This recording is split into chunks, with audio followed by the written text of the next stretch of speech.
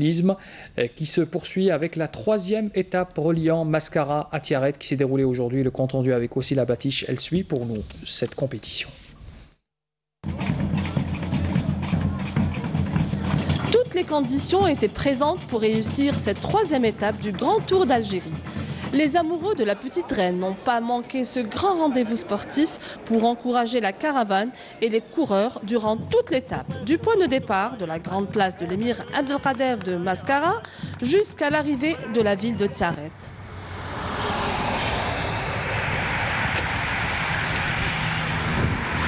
Les villes intérieures sont connues par leur accueil. C'est des gens très chaleureux, c'est des villes Tiaret, on l'a fait en 2011. C'était vraiment, on a passé de beaux jours ici, surtout que j'avais le maillot jaune sur les épaules. On a réussi à le gagner, on a aussi gagné l'étape ici avec Youssef El Guigui, à l'époque il était avec nous au GSP. Dès le départ de la course, les cyclistes du GSP ont poussé leur compatriote Hamza Yassine pour garder le maillot jaune en se positionnant en tête et rester parmi les 30 premiers le plus longtemps possible. Une fois arrivés au fameux et difficile col de Flenda, quelques coureurs ont essayé de faire la différence. Mais sans résultat, le peloton en tête est resté premier et a permis au Français Amadou Julien de garder le maillot à poids. Avant les derniers 50 km, l'Algérien Azdine Lageb, sociétaire du GSP, a réussi à se positionner parmi les 7 premiers en augmentant le rythme avec un écart de 2 minutes du maillot jaune. Après avoir parcouru 160 km en 3h45 minutes 14 secondes, le coureur du club VIB du Bahreïn, Costa Soria Axel, a remporté la troisième étape. Oh, I am so happy because it's my first victory in the category, in the continental category, so I am very happy today. Ça c'est important pour moi, pour le maillot jaune, c'est plaisir pour moi, pour mon équipe.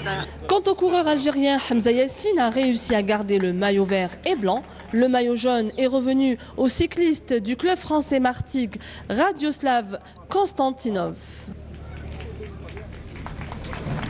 Voilà pour le palmarès de cette troisième étape. Wassila Batiche, vous êtes en direct avec nous depuis Tiaret. Vous avez suivi donc pour nous cette compétition, ce tour d'Algérie de cyclisme. C'est bien sûr une compétition sportive, mais ça n'empêche pas aussi de découvrir le tourisme à travers toutes ces régions que parcourent ces cyclistes. Wassila, bonsoir. Oui, tout à fait, Zoher. Donc bonsoir. Cette troisième étape, elle était aussi belle que la première et la deuxième. Les concurrents, les participants, toute la caravane était émerveillée par le décor et la beauté du paysage. Aujourd'hui, Zoher, le parcours, nous l'avons tout à l'heure écouté ensemble lors du sujet. C'est un parcours de 160 km et bien sûr Hamza, l'Algérien Hamza Yassine a réussi à garder donc le maillot vert et le maillot blanc. Donc voilà un petit peu le résumé de cette journée. Avec moi ce soir pour le JT de 19h, le directeur technique d'un grand club français Martigues de cyclisme. Aujourd'hui avec nous le directeur technique, donc c'est monsieur Yves Beau. Oui, c'est ça. Voilà. Aujourd'hui, votre athlète, votre coureur a réussi à décrocher le maillot jaune. Donc, c'est Radoslav Konstantinov.